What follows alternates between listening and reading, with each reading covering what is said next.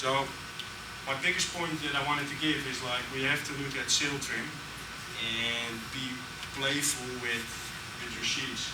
And not only, and that doesn't mean only main sheets. There's a lot of crew who are trying to put good effort in and put all their muscles into that jib they can. But most of the time that's not necessarily trimming the jib. And trimming the jib is a very important part of these boats as well. They do generate power, and they definitely help with acceleration. And it's very easy to stall them because they're relatively small. It's very easy to pull them too tight.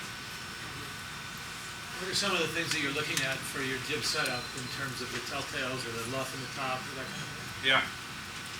So I come to that point that the telltale trim in the jib is important, and then it might be good if I draw out the jib and say like which telltales do I want to have flying and who's doing what with them. Telltales. Which telltales are important for the crew to trim is the top one, the leads ones, and this one.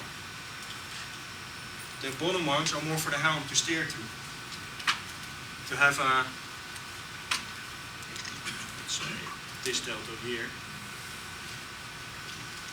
Those telltales are mostly for the jib traveler set. And how do you find the right settings? You sail upwind, you think this is the right angle, and you see like I trim that top telltales right all the time, and I can't get this one to fly. You know, like for instance, the inside one is all the time going up. You play around with the jib traveler, you pull a little bit in, all of a sudden you see like, hey, it's working now.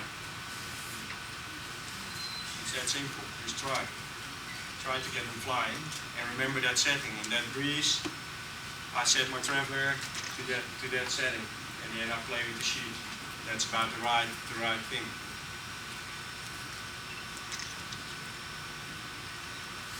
Driving to these telltales helps the helm to steer the right angle and to check if he's still on the right angle.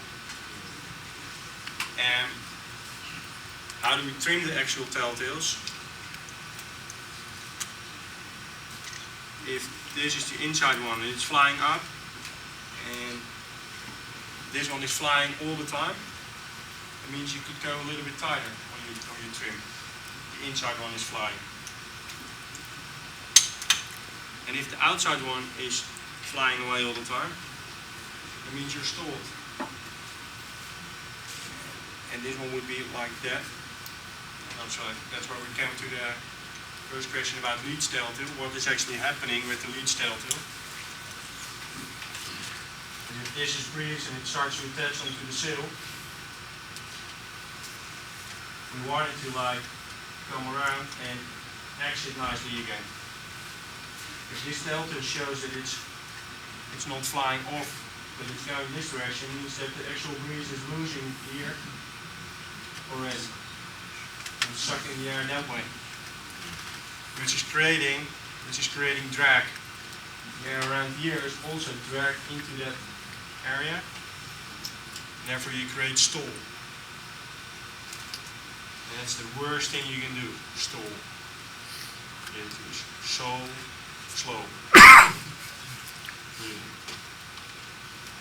Easiest mistake to make, but we make it very quickly. It's better to have under-trimmed sails than over-trimmed sails. The under-trimmed sail still gives 90% power. An over-trimmed sail reduces straight away to 60–50% power.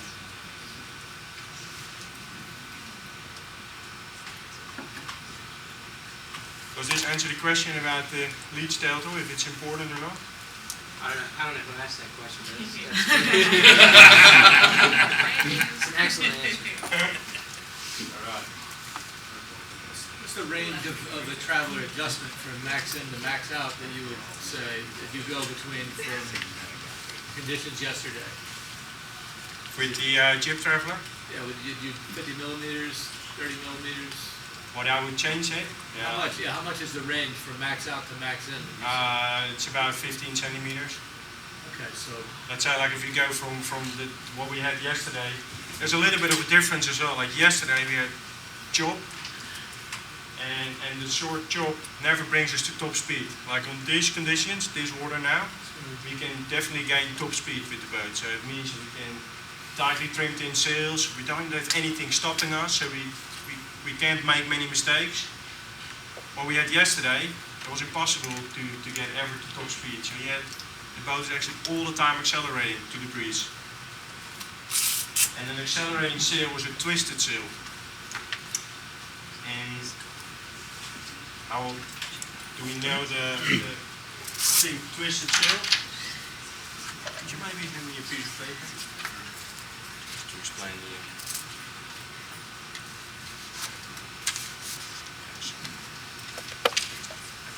if this is we're facing the leech here of the sail.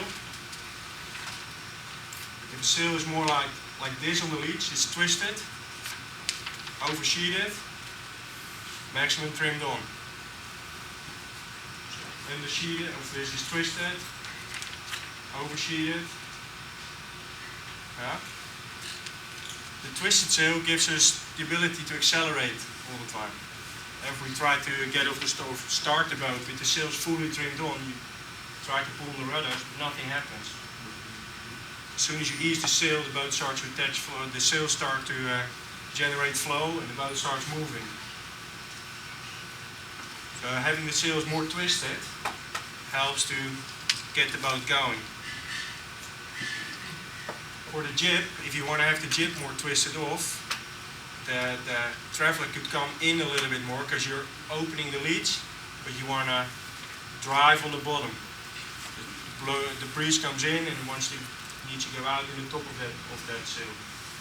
And it's the same in the bottom of the main, but the bottom of the main is supported so well by the supporting line in the main that you don't need to pull the traveler further in.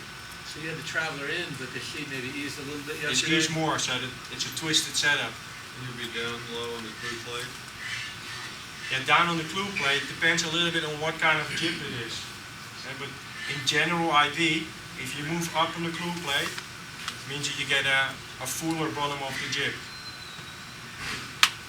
It means like the angle of the sheeting angle is steeper.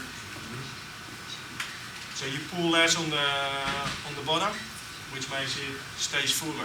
If you pull less on the bottom also means you have less control of the bottom. Now if the breeze hits, it actually makes the sail want to go fuller. And if the sail gets fuller, it will close off more and it will stop your acceleration. That's why if the breeze increases, you want to go down on the clue board to control the foot. And if you control the foot, it doesn't load up. Well, when it loads up, it doesn't round up. And it actually keeps its function in the top to accelerate. Where were you on the clue board yesterday? Yesterday I was center position. For me, center position. But I just look at the bottom I look at the foot and I'm like, looks about right. What looks about right is like not strapped, not really rounded, where you see like it looks like, so it's an ice scoop. It's not a nice profile you want to see. I think we had like maybe 3 or 4 inches of camber in the bottom of the sail. I think we were in the upper, we were high. Just thinking kind of slow boat, I hate to say. Yeah. But it is the sheet to twist, but induce a little bit of camber in the bottom. Yeah. But maybe we were too much, I don't know.